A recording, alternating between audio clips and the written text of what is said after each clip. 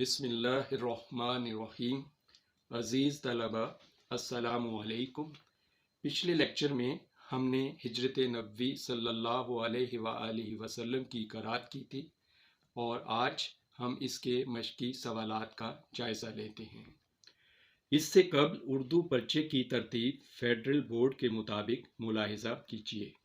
साबिका जमात हश्तम में आपका उर्दू का पर्चा 100 नंबर का होता था, जबकि इस जमात नौहम में आपका उर्दू का पर्चा थोड़ा सा सुकड़ कर 75 नंबर का रह जाता है। जमात नौहम के पर्चे की तरतीब साबिका जमात हश्तम के पर्चे की तरतीब से बिल्कुल मुख्तलिफ है। आइए हम मरकज़ी बोर्ड के तहत दिए जाने वाले इम्तिहान के तहत इस मश्क के मशक़ी सवालात का जायज़ा लेते हैं।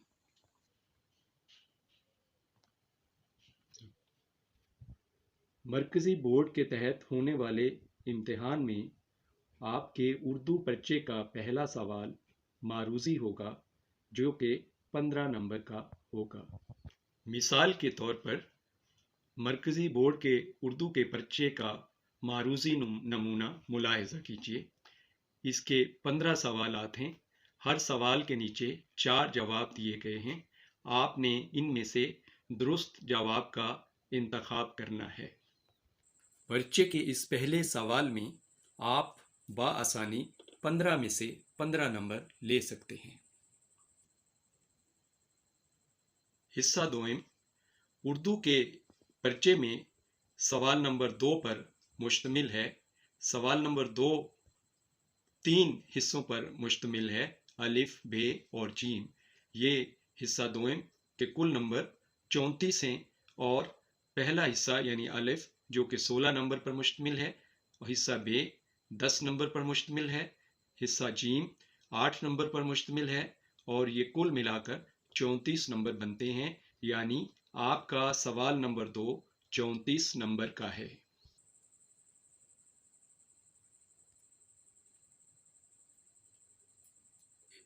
हिस्सा सोम जो कि 26 नंबर पर मुश्तमिल है, इसका सवाल नंबर 3 जिसमें इक़्तिबास की तशरीह करना दरकार होता है और ये 6 नंबर का होता है। इस सवाल में 2 इक़्तिबासात दिए जाते हैं, यानी अलिफ और बे। आपने दोनों में से किसी एक की तशरीह करना होती है। हिस्सा सोम का सवाल नंबर 4 शायरी से लिया जाता है। हिस्सा नज़्म में से कोई से 2 बंद अलिफ बे आपको दिए जाते हैं। आपने इन 2 में से किसी एक बंद की तशरीह करना होती है और इस सवाल के 5 नंबर होते हैं। हिस्सा सोम में सवाल नंबर 5 गज़लिया हिस्से से लिया जाता है। गज़लियात में से कोई से 3 अशार लिए जाते हैं या 2 बंद लिए जाते हैं जिनमें 2-2 अशार दिए जाते हैं, और उनमें से किसी एक बंद की या अगर 3 अशार दिए गए हैं तो उनमें से कोई से 2 अशार की शायर का हवाला देते हुए तशरीह करना दरकार होता है और इस सवाल के भी 5 नंबर होते हैं। हिस्सा सोम का सवाल नंबर 6, इसमें आपने ख़त तहरीर करना होता है और इस ख़त के 5 नंबर होते हैं। हिस्सा सोम का सवाल नंबर 7 जो कि इस पर्चे का आखिरी सवाल है, मुकालमा नवीसी पर मुश्तमिल है। इसमें 2 अफराद के दरमियान मुकालमा तहरीर करना होता है और इस सवाल के भी 5 नंबर हैं। इस तरह से पूरे पर्चे के 75 नंबर मुकम्मल हो जाते हैं। अब हम इस सबक के मशक़ी सवालात की तरफ आते हैं। कुछ सवालात के जवाबात आपको बाज़ औक़ात हूबहू सबक के अंदर ही मिल जाते हैं, जिनके नीचे आप लकीर लगा लेंगे या फिर जवाब के आगाज़ और इख्तिताम पर कौसैन का इस्तेमाल करेंगे, मगर दीगर सवालों के जवाबात आपको ख़ुद से बनाना पड़ेंगे। इनके लिए आपके पास रफ़ कापी और कलम का होना ज़रूरी है ताकि आप उनके जवाबात लिख सकें। निशानज़दा और लिखवाए गए सवालात को अपनी होमवर्क कॉपी पर खुशखत करके लिखना लाजमी है, जबकि दीगर सवालात को आप पेंसिल की मदद से کتاب کے اوپر ہی حل کر لیں گے۔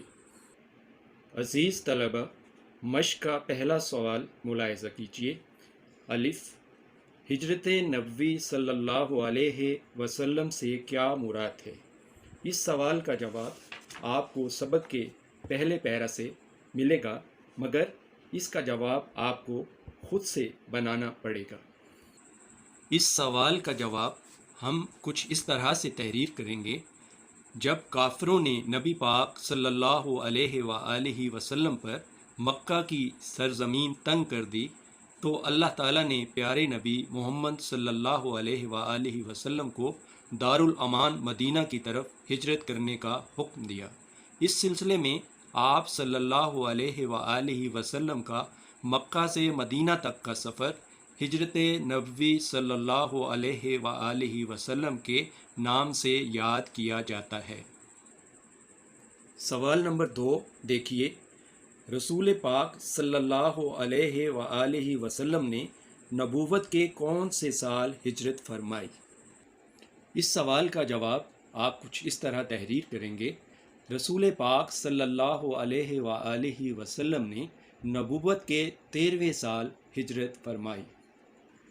تیسرا سوال جیم دیکھیے، حضرت امیر رضی اللہ تعالیٰ عنہ سے کون سی شخصیت مراد ہے؟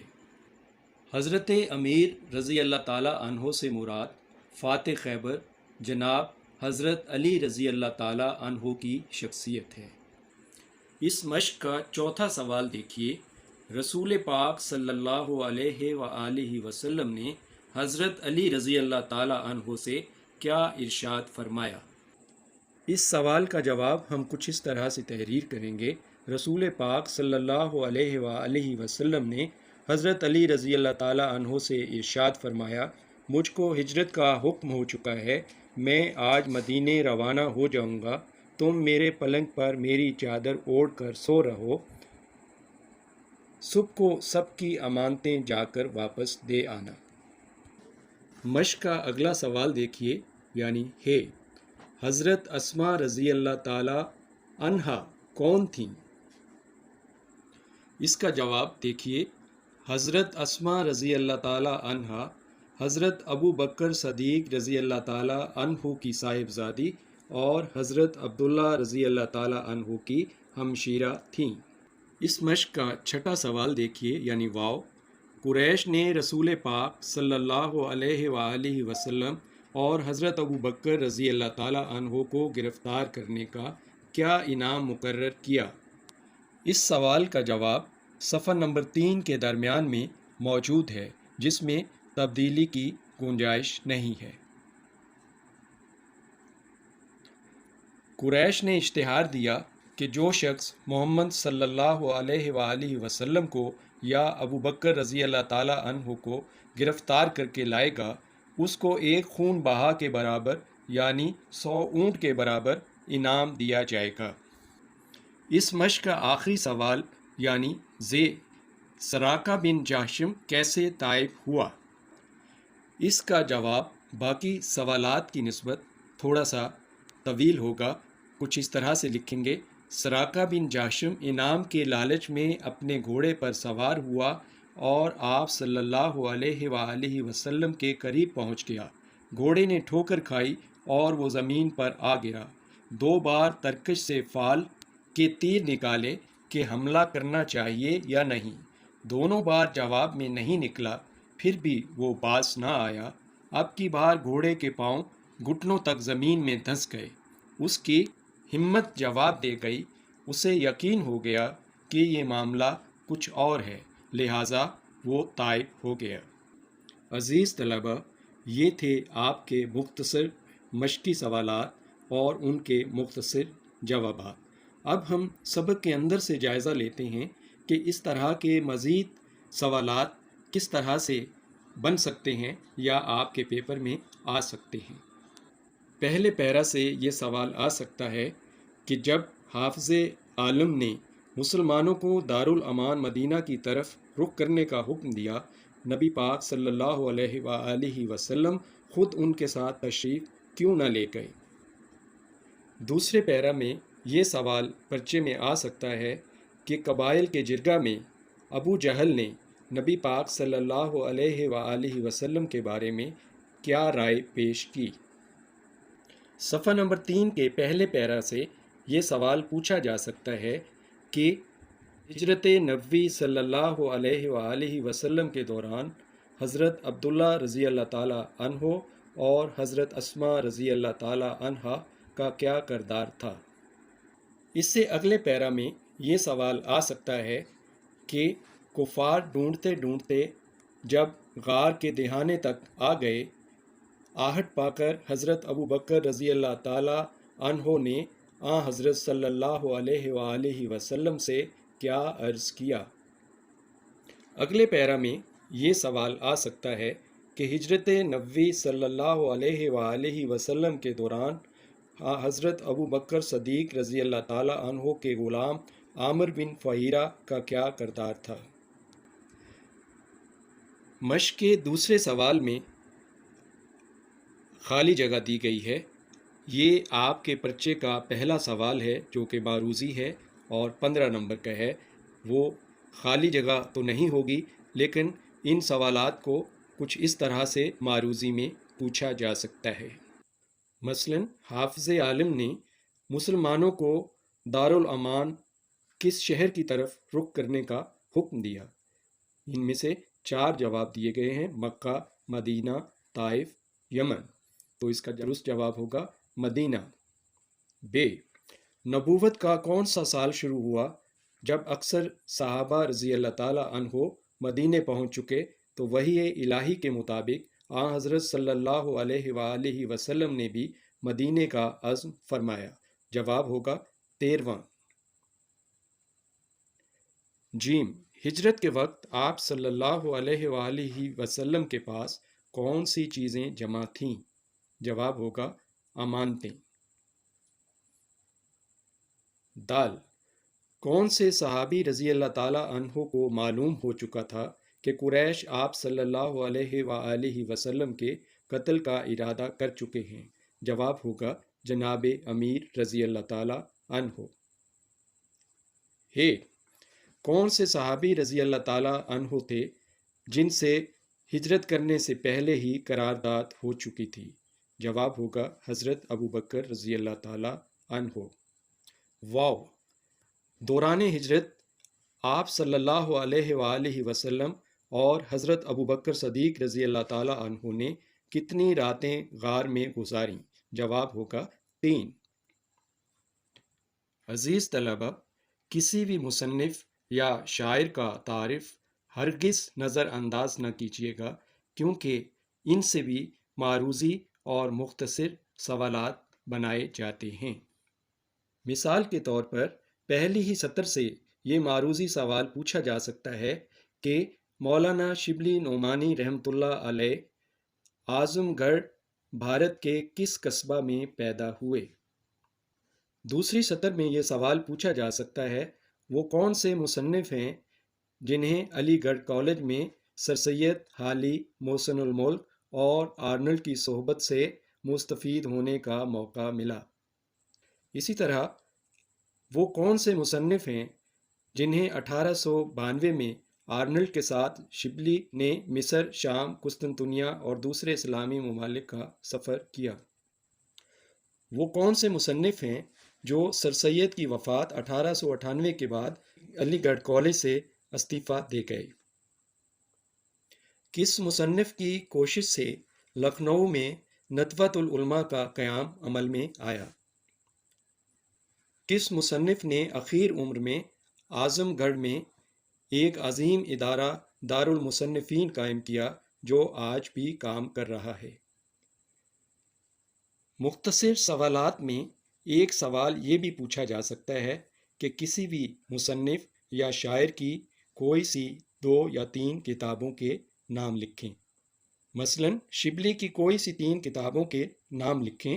آپ ان 3 کتابوں کے نام یاد کریں جو آپ کو آسانی سے یاد رہ سکیں۔ مثال کے طور پہ الفاروق، المامون اور سیرت النبی صلی اللہ علیہ وآلہ وسلم۔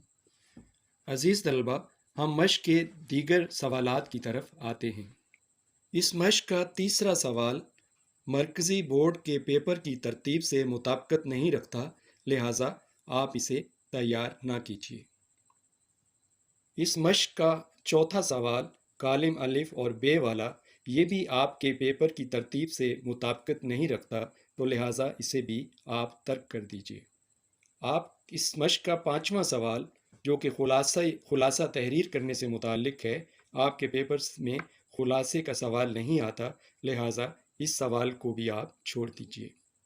اس مشق کا چھٹا سوال جس میں اعراب لگانے ہوتے ہیں، یہ بھی پیپر کی ترتیب سے مطابقت نہیں رکھتا، لیکن ایک یا دو بار پیپر میں آیا ہے، تو لہٰذا اسے آپ ترک نہ کریں، بلکہ اس کے تلفظ کو ذرا اپنے ذہن میں رکھ کر اس پہ اعراب لگانے کی کوشش کریں۔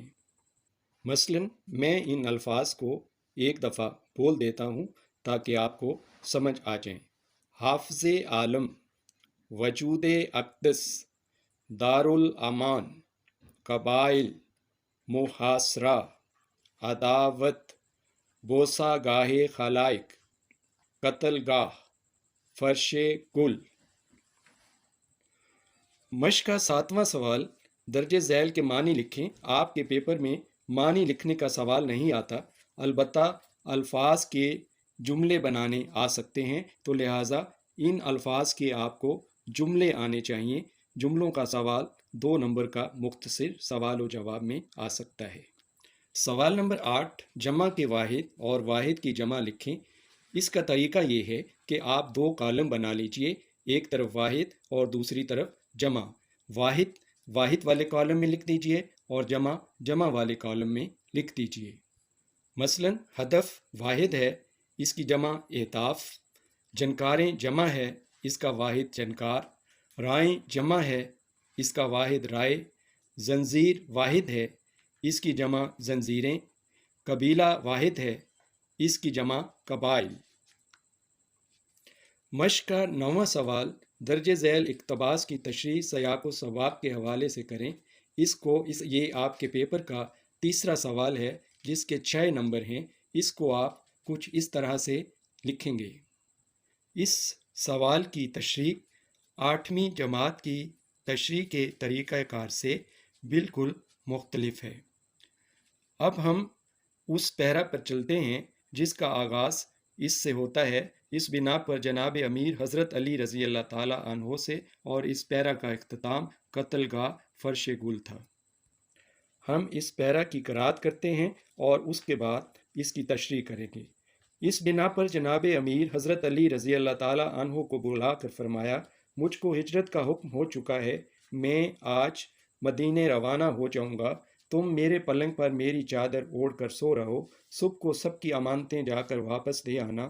یہ سخت خطرے کا موقع تھا۔ جناب امیر رضی اللہ تعالیٰ عنہ کو معلوم ہو چکا تھا کہ قریش آپ صلی اللہ علیہ وآلہ وسلم کے قتل کا ارادہ کر چکے ہیں، اور آج رسول اللہ صلی اللہ علیہ وآلہ وسلم کا بستر خواب قتل گاہ کی زمین ہے، لیکن فاتح خیبر کے لیے قتل گاہ فرش گل تھا۔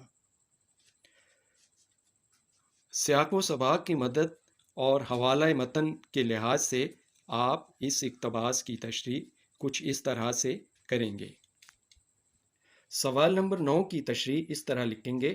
سب سے پہلے سبق کا نام ہجرت نبوی صلی اللہ علیہ وآلہ وسلم، مصنف کا نام مولانا شبلی نعمانی رحمۃ اللہ علیہ۔ اس کے بعد سیاق و سباق لکھیں گے۔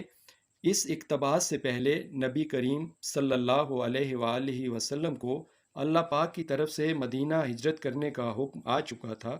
مکہ چھوڑنے سے پہلے آپ صلی اللہ علیہ وآلہ وسلم کو ان امانتوں کی فکر لاحق ہوئی جو لوگوں نے آپ صلی اللہ علیہ وآلہ وسلم کے پاس رکھوائی ہوئی تھیں۔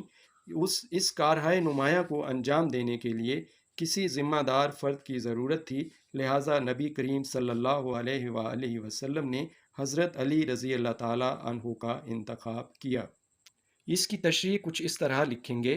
درج ذیل اقتباس میں اس دن کا منظر پیش کیا گیا ہے جس دن رات کے وقت آپ صلی اللہ علیہ وآلہ وسلم کو مدینہ کے لیے روانہ ہونا تھا۔ آپ صلی اللہ علیہ وآلہ وسلم نے حضرت علی رضی اللہ تعالیٰ عنہ کو اپنے پاس بلایا اور فرمایا اللہ کی طرف سے انہیں مدینہ ہجرت کرنے کا حکم آ چکا ہے، ان کے پاس وقت بہت کم ہے، وہ آج رات مدینے روانہ ہو جائیں گے۔ آپ صلی اللہ علیہ وآلہ وسلم نے حضرت علی رضی اللہ تعالیٰ عنہ سے فرمایا کہ وہ ان کے بستر پر ان کی چادر اوڑھ کر سو جائیں اور صبح ہوتے ہی لوگوں کی امانتیں ان کے حوالے کر دیں۔ حضرت علی رضی اللہ تعالیٰ عنہ کے دل میں خطرے کی گھنٹی بج چکی تھی۔ آپ رضی اللہ تعالیٰ عنہ جان چکے تھے کہ قریش نے آپ صلی اللہ علیہ وآلہ وسلم کے قتل کا ارادہ کر لیا ہے۔ آج کی رات آپ صلی اللہ علیہ وآلہ وسلم کا بستر ہرگز کسی قتل گاہ سے کم نہیں، اگرچہ یہ انتہائی خوف کا مقام تھا، مگر فاتح خیبر کے لیے بستر رسول صلی اللہ علیہ وآلہ وسلم پر سونا پھولوں کے فرش سے کسی طور بھی کم نہ تھا۔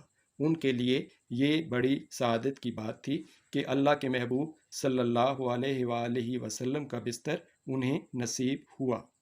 اس مشق کا 10واں اور آخری سوال درج ذیل ترکیب کے معنی لکھیں۔ یہ سوال بھی مرکزی بورڈ کے پرچے کی ترتیب سے مطابقت نہیں رکھتا، لہٰذا آپ اس سوال کو بھی نظر انداز کر سکتے ہیں، کیونکہ معنی لکھنے کا سوال جو ہے وہ مرکزی بورڈ کے پرچے میں کبھی نہیں آیا اور نہ ہی اس کی ترتیب میں موجود ہے۔ البتہ یہ سوال آپ کی ذخیرہ معلومات میں اضافہ کر سکتا ہے۔ اس کے معنی آپ اس سبق کی قرأت سے پہلے فرہنگ میں دیکھ چکے ہیں۔ معروضی سوالات میں یہ سوال بھی دیا جا سکتا ہے کہ موجودہ سبق ہجرت نبوی صلی اللہ علیہ وآلہ وسلم مولانا شبلی نعمانی رحمۃ اللہ علیہ کی کس کتاب سے لیا گیا ہے؟